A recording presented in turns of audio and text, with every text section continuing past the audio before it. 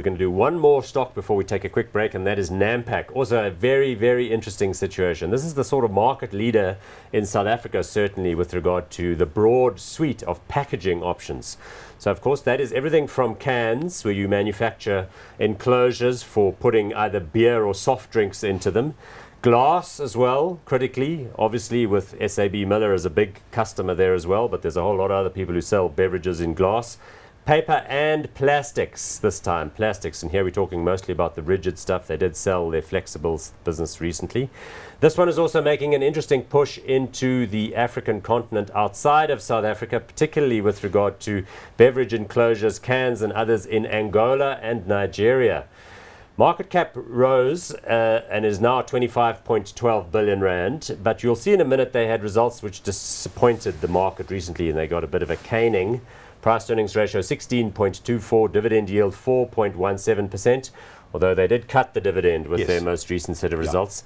Andre de Ruyter, new CEO, ex-Sasol man, seems to be doing well, but unfortunately this is a company that was quite unpopular, then had a good patch, very popular, and now has had a bit of a setback. And in fact, this is interesting chart there. I said they put it up. So you see the ball there on the right. Yeah, that got slaughtered. Was it last week? Yeah. Last week it got slaughtered.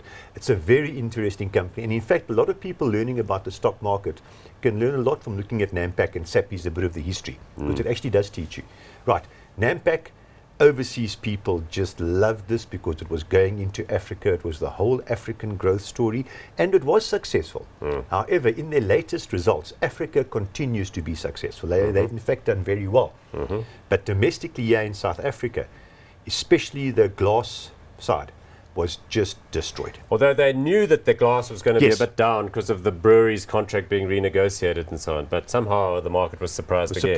But also, I mean, they have so rationalized their South African operations. I mean, I think they're ultimately only going to end up with Bevcan and glass. But the glass operation in South Africa made a loss, and they've said now, okay, we've got to relook at this and restructure and rationalize and invest in new technology and become more efficient. So the glass situation in SA is actually quite poor, quite frankly. Okay, but Andrew Marshall left. It appeared a little too early in the turnaround scenario, but Andre de Ruyter seems a very good prospect. He's pressing on with the business model. They are confident that they're going to see more and more growth, as you said, out of these new markets.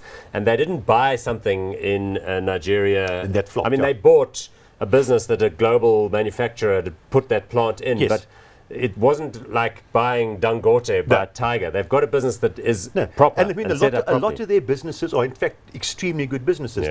They build the factory next to the bottler, and they just push the cans across the road and they fill it up with beer or cool drink and off it goes. It's actually quite a solid business. So don't you think it's fallen too far? I mean, the results weren't that great, or do you expect more trouble to come? What's your reading of it? Look, who knows what's going to happen? If they're successful in the glass restructuring, glass South Africa restructuring, then you can expect good share price appreciation. It probably has fallen too far.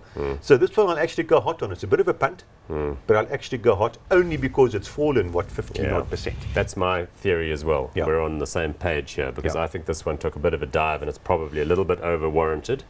So let's see how that one pans out. Both hot on Nampak.